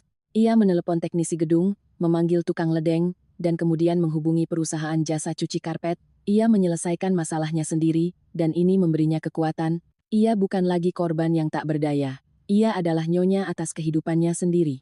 Kedatangan ibunya berdampak pada Alia seperti obat penenang dosis tinggi. Ibu Wati, dengan ketenangannya yang tak tergoyahkan dan pendekatannya yang praktis terhadap hidup, dengan cepat mengambil alih kendali situasi. Melihat tangki kloset yang retak dan noda di karpet, ia hanya mendengus. Iya, ini bekas jejak jagoanmu itu. Gak apa-apa. Ini semua cuma urusan materi, bisa diperbaiki. Yang penting kamu selamat dan mentalmu tidak jatuh. Sudah panggil tukang ledeng? Perusahaan cleaning juga? Bagus. Sekarang duduk, makan sarapanmu, biar ibu yang urus sisanya. Dan ibu Alia, sambil menyingsingkan lengan bajunya, mulai merapikan ruang tamu yang hancur berantakan. Alia, mengawasi gerakan ibunya yang yakin, merasakan bagaimana ketegangan yang masih mengikat dirinya perlahan-lahan mengendur. Bersama ibunya, segalanya terasa tidak semengerikan dan tanpa harapan seperti sebelumnya. Setelah sarapan, mereka duduk di dapur sambil minum kopi. Jadi, kamu sudah mantap mau cerai? Tanya Ibu Wati, meskipun jawabannya sudah jelas. Ya, Alia mengangguk tegas. Kemarin aku mau daftarin gugatan, tapi sudah kemalaman. Hari ini aku mau ke pengacara. Benar, puji ibunya. Jangan ditunda. Apartemen ini milikmu, kalian gak punya anak. Gak ada harta gono gini. Cerainya bakal cepat. Soal kelakuan dia, kalau ibu jadi kamu, ibu bakal bikin laporan ke polsek. Bu, gak usahlah. Alia mengernyit. Aku gak mau masukin dia ke penjara. Aku cuma mau dia hilang dari hidupku. Ibu nggak bilang masukin dia ke penjara, bantah Ibu Wati. Tapi mencatat fakta adanya penyerangan dan perusakan properti itu perlu, demi keamananmu sendiri. Supaya kalau lain kali dia nekat ke sini cari gara-gara, kamu punya dokumen resmi, itu bakal bikin dia mikir 2 kali. Pikirkan itu. Alia merenung. Kata-kata ibunya masuk akal. Ia tahu karakter Irfan yang temperamental dan menyadari bahwa pria itu, jika dipanas-panasi ibunya, bisa saja mencoba membuat keributan lagi. Saat mereka sedang berbincang, tukang ledeng datang seorang pria paruh baya yang murung. Ia memeriksa tangki yang rusak dan menjatuhkan vonis. Harus ganti 1 set, Mbak. Ini kloset model lama, tangkinya nggak bisa ditambal. Ganti saja Pak, keluh Alia. Kena berapa semuanya? Tukang ledeng menyebutkan nominal yang membuat jantung Alia berdegup kencang. Harga kloset duduk yang baru ditambah ongkos pasang menghabiskan hampir separuh gaji bulanannya. Ibu yang bayar, kata Ibu Wati sambil mengeluarkan dompet dari tasnya. Anggap saja ini sumbangan kecil ibu untuk hidup barumu. Setelah tukang ledeng pergi, Alia menuruti saran ibunya dan menelepon petugas polisi, Babin Kamtipmas, di lingkungannya. Ia tidak membuat laporan pidana resmi, tetapi menceritakan kejadian tersebut secara rinci dan meminta polisi mencatatnya. Petugas polisi itu mendengarkan ceritanya dengan penuh pengertian dan berjanji akan melakukan pembinaan profilaksis terhadap Irfan jika diperlukan. Ini adalah serangan balasan pertamanya. Bukan serangan emosional seperti kemarin, melainkan serangan dingin dan penuh perhitungan. Ia bertindak sesuai aturan, menggunakan hukum untuk melindunginya. Ia bukan lagi korban yang bisa direndahkan tanpa konsekuensi. Ia telah menjadi pemain yang tahu hak-haknya. Siang harinya, petugas dari jasa cuci karpet datang. 2 pemuda berseragam bekerja cepat dan profesional membersihkan noda di karpet, dan dalam waktu 1 jam, tidak ada bekas noda yang tersisa. Apartemen itu perlahan kembali ke penampilannya yang nyaman seperti sedia kala. Sore harinya, Saat mereka duduk di ruang tamu yang sudah bersih dan rapi, Alia merasa siap untuk mengambil langkah berikutnya. Ia membuka laptopnya dan mencari kontak seorang pengacara keluarga langganan rekan kerjanya yang bernama Ibu Anita. "Besok pagi aku akan telepon dan buat janji konsultasi," katanya menutup laptop. Tepat saat itu, layar ponselnya, yang ia atur ke mode senyap, menyala. Di layar tertera nama, Ibu Zubaidah. Alia menunjukkan layarnya ke ibunya. "Jangan diangkat," saran ibunya. "Enggak," Alia menggeleng. "Aku harus angkat, aku harus." Ia menekan tombol speaker agar suaranya terdengar keluar. "Iya, saya dengar, Ibu Zubaidah." "Oh, berani kamu angkat ya?" Suara melengking sang ibu mertua meledak dari telepon. "Kamu kurang ajar banget ya, perempuan murahan. Kamu bawa-bawa polisi ya buat anakku? Tadi Babin Kamtipmas telepon dia, minta dia datang buat interogasi. Kamu mau menjebloskan anakku ke penjara." "Saya cuma melaporkan fakta," jawab Alia dengan sangat tenang. "Anak ibu menyerang saya dan menghancurkan kloset saya, itu adalah tindakan melanggar hukum. Dia nggak sentuh kamu, dan kloset itu pecah sendiri. Emang barang tua aja." "Saya punya saksi soal pesta semalam," tangkis Alia. "Teman-teman ibu sendiri, Tante Lita dan Tante Atiek, saya yakin kalau mereka disumpah di pengadilan, mereka akan menceritakan banyak hal menarik." Keheningan melanda di ujung telepon. Ibu mertuanya jelas tidak mengharapkan serangan balik ini. "Maumu apa?" Akhirnya wanita itu mendesis. "Uang. Saya mau ibu dan anak ibu meninggalkan saya selamanya. Dan satu lagi, saya mau dia membayar ganti rugi pembelian kloset baru dan biaya cuci karpet saya. Kwitansinya akan saya kirim." Dasar kau." Ibu Zubaidah terengah-engah menahan amarah. "Satu peser pun tidak akan kami kasih. Kalau begitu kita akan bertemu di pengadilan perdata," jawab Alia tetap tenang, "dan nanti di tagihan klosetnya akan ditambahkan kompensasi kerugian imaterial. Percayalah, jatuhnya bakal jauh lebih mahal buat kalian." Alia tidak menunggu jawaban wanita itu dan langsung memutus sambungan. "Bagus," puji Ibu Wati dengan tatapan bangga menatap putrinya. "Dengan orang-orang semacam itu, kamu memang cuma bisa bicara pakai bahasa mereka, bahasa ancaman dan ultimatum." Keesokan harinya, Alia bertemu dengan pengacara, Ibu Anita. Seorang wanita energik berusia 40-an, yang mendengarkan ceritanya dengan saksama dan memeriksa foto-foto kloset yang hancur. "Kasusnya jelas," kata pengacara tersebut. "Gugatan cerainya kita daftarkan ke pengadilan agama besok. Untuk ganti rugi materi, ini juga jelas. Anda bawa kwitansi pembelian kloset dan nota jasa tukang ledeng?" "Ya, ini. Bagus. Dan kwitansi jasa laundry karpet. Kita akan buat surat somasi teguran hukum pranikah perdata dan mengirimkannya ke suami Anda via surat tercatat. Kalau dalam 10 hari dia tidak membayar, kita bisa menggugatnya. Peluang menang kita 100%. Keluar dari kantor pengacara, Alia merasakan kelegaan yang luar biasa. Ia melakukan semuanya dengan benar. Ia telah memutar mekanisme yang tak bisa lagi dihentikan. Ia merebut kembali kendali atas kehidupannya. Ia berjalan menyusuri trotoar Jakarta, dan matahari sore tampaknya bersinar lebih terang dari biasanya. Orang-orang di sekitarnya tersenyum, dan untuk pertama kalinya setelah sekian lama, ia membalas senyuman mereka. Ia bebas. Surat somasi yang dikirimkan via kurir tercatat meledak bagaikan bom. 3 hari setelah surat itu terkirim, pada suatu malam, bel pintu Alia kembali berbunyi. Kali ini Alia sudah siap. Ibunya, yang sudah menginap di apartemennya hampir seminggu, telah mengajarinya untuk tidak membukakan pintu bagi orang asing dan selalu mengecek melalui lubang intip. Di ambang pintu berdirilah Irfan dan ibunya. Ibu Zubaidah tampak agresif, namun sebaliknya, Irfan justru tampak tertekan dan kelelahan. "Buka pintunya, Alia, kita harus bicara," teriak ibu mertuanya sambil menggedor pintu. "Saya tidak akan bicara dengan Anda," jawab Alia tenang dari balik pintu. "Selesaikan semua masalah melalui pengacara saya." "Pengacara apa sih?" pekik Ibu Zubaidah. "Kamu sudah gila ya? Cuma gara-gara kloset jelek saja kamu mau nyeret kita ke pengadilan?" "Al, tolong buka," terdengar suara Irfan. "Kita selesaikan ini baik-baik." Ibu Wati, yang duduk di ruang tamu, mendekati putrinya. "Jangan dibuka," bisiknya. "Telepon polisi saja." "Tunggu, tahan Alia." Ia menyalakan aplikasi perekam suara di ponselnya dan mendekatkannya ke celah pintu. "Aku dengar kamu, Irfan. Kamu mau ngomong apa?" Ada jeda hening di balik pintu. "Al, ini kan konyol." Irfan mulai bicara dengan nada membujuk. "Pengadilan apa? Kita kan bukan orang asing." "Iya, aku bakal bayar klosetnya. Oke? Asal kamu cabut laporanmu." Aku belum melaporkanmu ke pengadilan, koreksi Alia. Aku baru mengirimkan somasi. Itu hal yang berbeda. Dan ini bukan cuma soal kloset. Ini soal perceraian. Aku nggak mau cerai. Terdengar keputusasaan dalam suaranya. Al, aku sadar. Aku yang salah. Tolong kasih aku satu kesempatan lagi. Kesempatanmu sudah habis di saat kamu melempar piring makanan ke wajahku, jawab Alia dingin. Ibu Zubaidah kembali campur tangan. Dasar perempuan jalang, teriaknya dengan suara melengking. Kamu sengaja ya mau bikin anakku miskin, mau nguasain apartemen ini? Gak bakal bisa. Kami akan buktikan kalau kamu merenovasi apartemen ini pakai uang hasil kerjanya Irfan sebagai harta gono gini. Apartemen ini warisan dari nenek saya. Jauh sebelum saya kenal dengan anak Anda, tangkis Alia tajam. Dan saya punya semua dokumen sah yang membuktikannya. Jadi ancaman Anda sama sekali tidak ada artinya. Di balik pintu terdengar suara pergerakan dan suara yang teredam. Sepertinya Irfan mencoba menarik ibunya pergi. Pergi kalian, tegas Alia.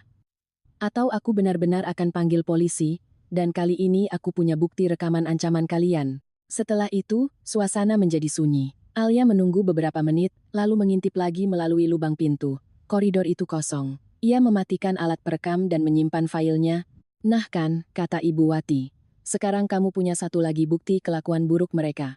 Keesokan harinya, Ibu Anita selaku pengacara menelepon. Selamat siang, Mbak Alia. Suami Anda baru saja menelepon saya. Mencoba negosiasi, minta agar somasinya ditarik.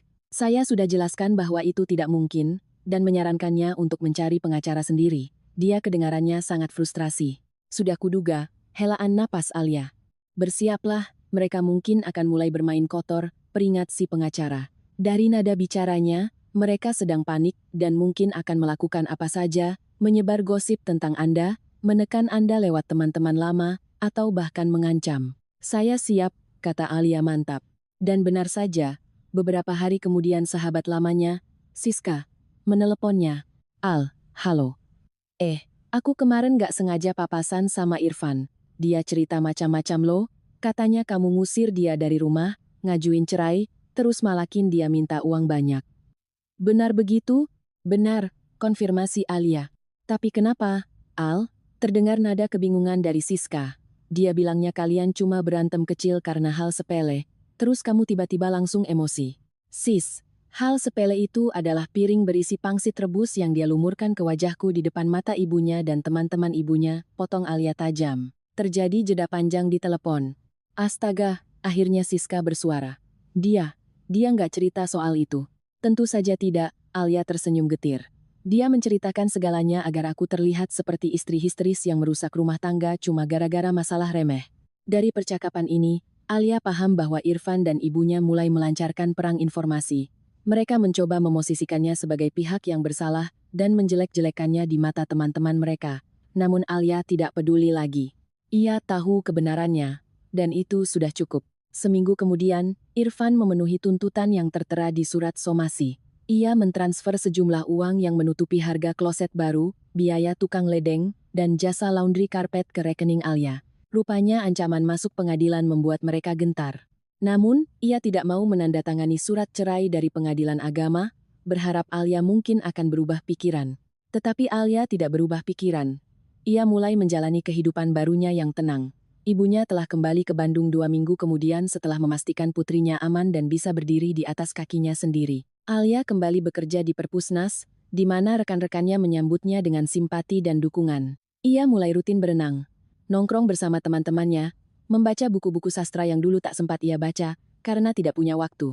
Dan dari hari ke hari, ia semakin yakin dengan keputusannya. Suatu hari, saat dalam perjalanan pulang kerja, Alia melihat Ibu Zubaidah berdiri di depan gedung apartemennya. Penampilan ibu mertuanya terlihat berbeda. Tidak ada riasan menor ala sosialita, pakaian mahal, atau tumpukan perhiasan emasnya yang biasa.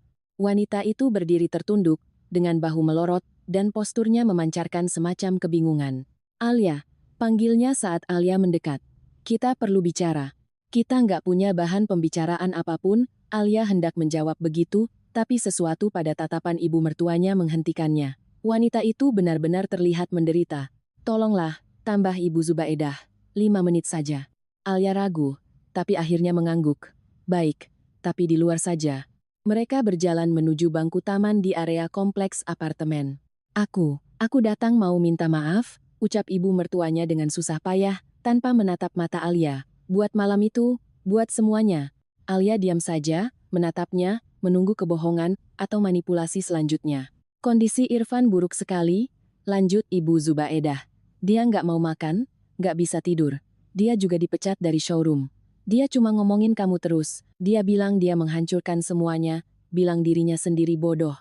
Wanita itu mengangkat wajahnya, dan untuk pertama kalinya Alia melihat di mata wanita itu bukan kebencian, melainkan air mata sungguhan. Aku tahu.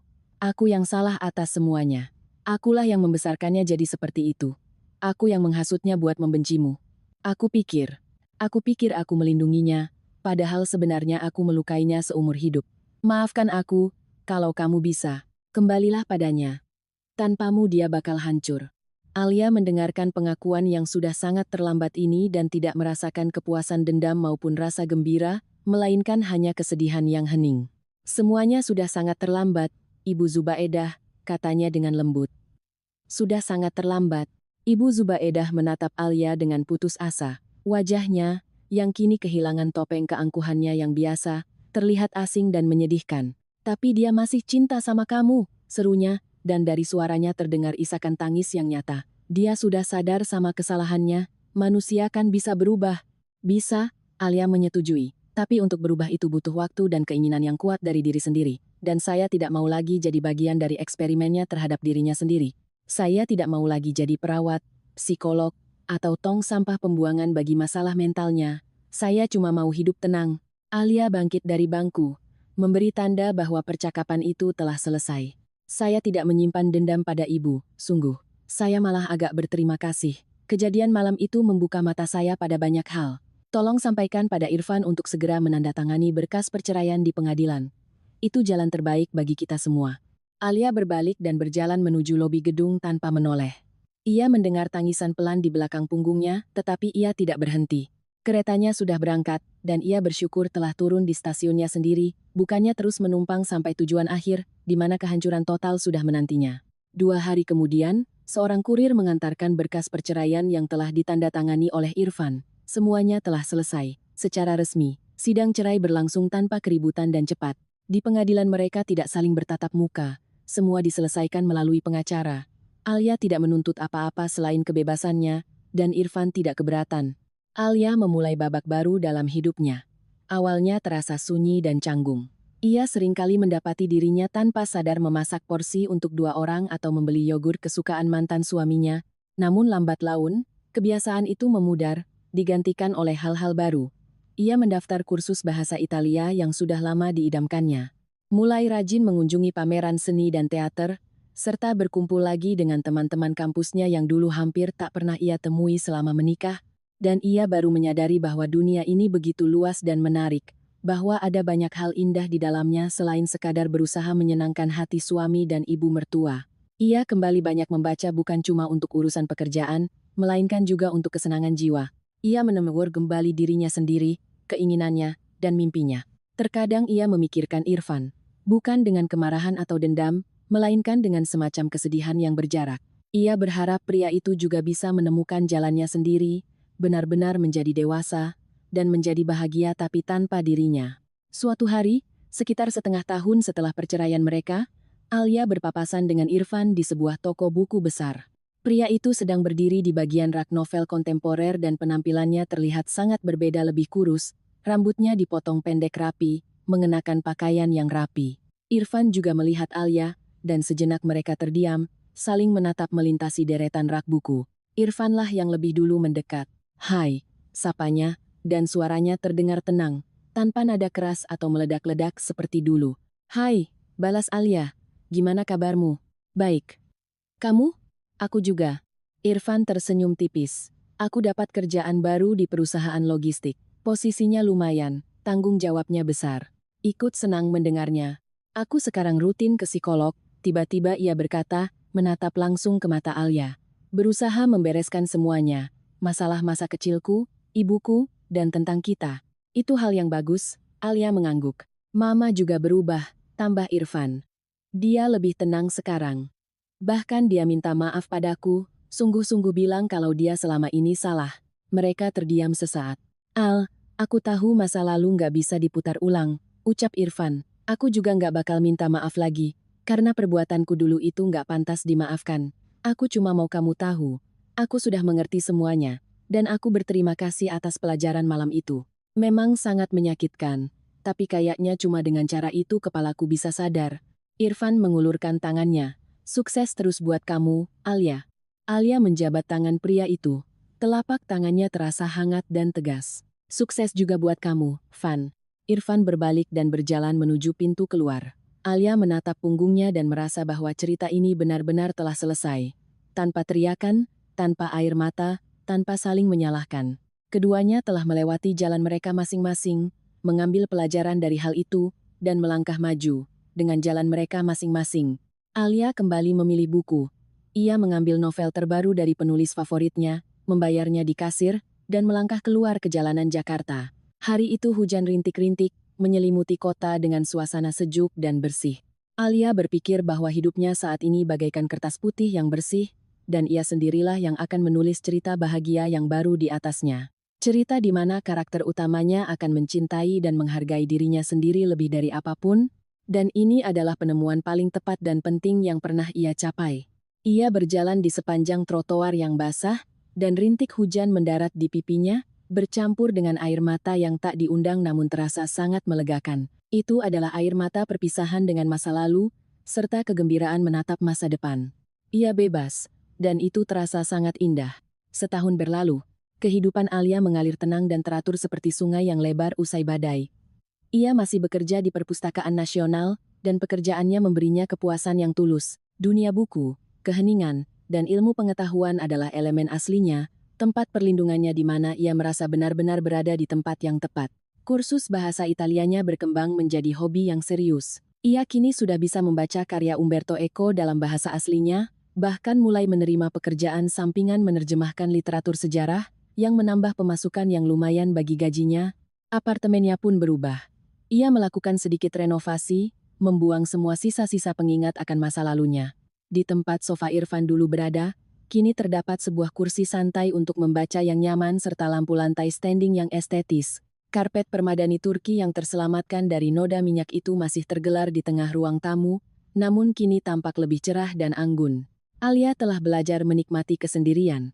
Malam-malam yang dihabiskan dengan buku dan secangkir teh seduh, jalan-jalan sore di Taman Suropati sendirian, menonton film di bioskop yang memang benar-benar ingin ia tonton bukan yang dipilih oleh Irfan.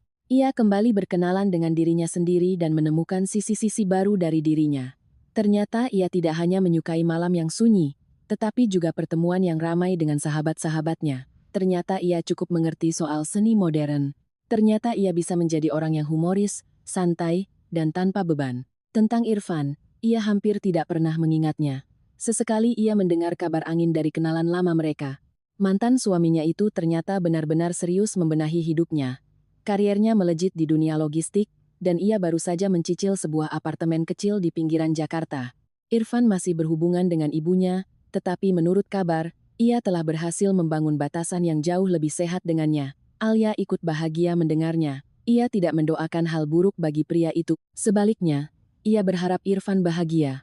Jalan hidup mereka hanya terpisah, seperti dua kapal yang berpapasan di tengah lautan. Suatu hari, pada hari Sabtu sore yang hawanya mirip dengan hari yang membalikkan hidupnya dulu, Alia memutuskan untuk kembali membuat pangsit rebus bukan untuk siapa-siapa, tetapi untuk dirinya sendiri. Ia menyalakan musik favoritnya, menuangkan segelas wine untuk dirinya, dan dengan antusias mulai memasak. Adonan di tangannya terasa elastis dan lembut, sementara isian ayam dan udangnya beraroma sangat menggugah selera. Ia membentuk pangsit-pangsit mungil yang rapi sambil membatin tentang betapa banyak hal yang telah berubah. Dulu, proses ini adalah ujian baginya, sebuah upaya pembuktian akan harga dirinya. Kini, ini hanyalah sebuah kesenangan murni, sebuah kreativitas, sebuah tindakan mencintai dirinya sendiri.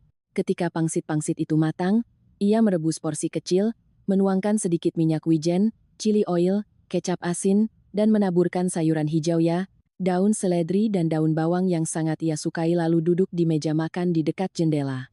Di luar jendela, lampu-lampu Jakarta mulai menyala.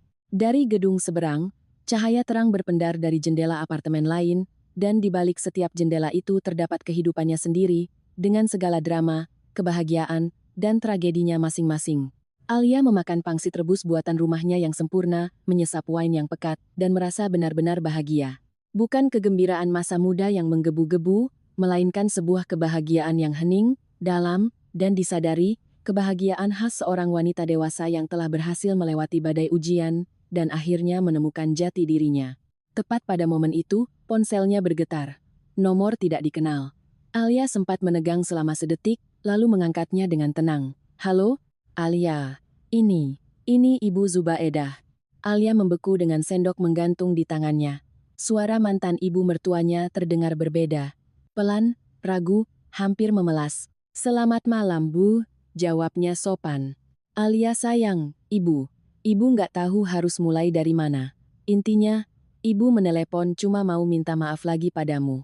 Ibu tahu ini sudah lama berlalu, tapi perasaan ini nggak bikin Ibu tenang. Ibu sadar Ibu bersikap seperti wanita jahat padamu. Maafkan Ibu, kalau kamu bisa memaafkan. Alia terdiam, mencerna apa yang baru saja didengarnya. Saya sudah memaafkan Ibu, katanya akhirnya, dan ia menyadari bahwa hal itu adalah kebenaran yang mutlak. Rasa sakit hatinya sudah lama pergi. Yang tersisa hanyalah sekilas kesedihan. Sudah lama saya maafkan. Terima kasih. Terdengar embusan napas lega dari suara Ibu Zubaedah. Dan satu hal lagi yang mau Ibu sampaikan, kamu dulu benar tentang semuanya. Ibu benar-benar hampir menghancurkan hidup anak Ibu sendiri karena rasa cinta dan dominasi Ibu yang berlebihan. Irfan sekarang lagi berusaha memperbaiki segalanya, meskipun itu susah banget. Terima kasih atas pelajaran waktu itu. Pelajaran itu bukan cuma dibutuhkan oleh Irfan, tapi juga oleh Ibu. Mereka berbicara beberapa menit lagi. Ibu Zubaedah bercerita bahwa ia kini mulai bergabung dengan grup dukungan psikologis untuk orang tua yang codependen terhadap anaknya. Ia bercerita bahwa ia sedang belajar menjalani hidupnya sendiri, bukan hidup melalui putranya. Rasanya seperti sebuah keajaiban. Ketika Alia menutup telepon, ia duduk diam untuk waktu yang lama, menatap keluar jendela yang gelap. Ia tidak tahu apa yang akan terjadi di masa depan. Mungkin suatu hari ia akan bertemu pria baru dan membangun hubungan yang sehat, atau mungkin tidak. Namun, hal itu tidak lagi sepenting dulu. Yang terpenting adalah, ia telah menemukan dirinya sendiri. Ia telah belajar untuk bahagia saat sendirian. Dan itu adalah kemenangan terbesar dalam hidupnya. Ia menghabiskan sisa pangsit rebusnya, mencuci piring, lalu masuk ke ruang tamu yang dikelilingi rak-rak bukunya. Ia mengambil sebuah novel baru, memosisikan diri dengan nyaman di kursi membacanya, menarik selimut tipis, dan tenggelam dalam bacaan.